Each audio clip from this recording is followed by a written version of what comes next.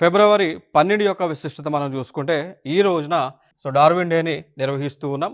కారణం ఏంటి అంటే ఈ మనకి డార్విన్ సిద్ధాంతాన్ని ప్రపోజ్ చేసినటువంటి వ్యక్తి చార్ల్స్ డార్విన్. వారు ప్రపోజ్ చేసినటువంటి సందర్భాన వారు పుట్టినటువంటి దినోత్సవాన్ని, పుట్టినరోజుని మనం డార్విన్ డేగా నిర్వహించుకుంటూ ఉన్నాం.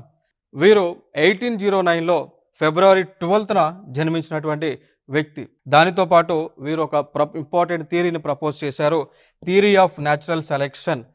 సహజ ఎంపిక సిద్ధాంతాన్ని కూడా ప్రపోజ్ చేసినటువంటి వ్యక్తి చార్ల్స్ డార్విన్.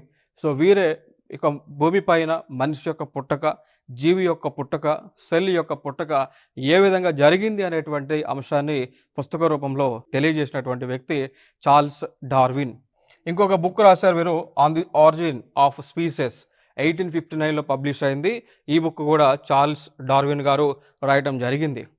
వీరు 12 ఫిబ్రవరి 1809లో ఇంగ్లాండ్ ప్రాంతంలో జన్మించినటువంటి వ్యక్తి. దానితో పాటు వీరిని ఫాదర్ ఆఫ్ ఎవల్యూషనరీ బయాలజీగా మనం పిలుస్తూ ఉంటాం. Who is father of evolutionary biology అంటే చార్ల్స్ డార్విన్ అని మనం చెప్పొచ్చు.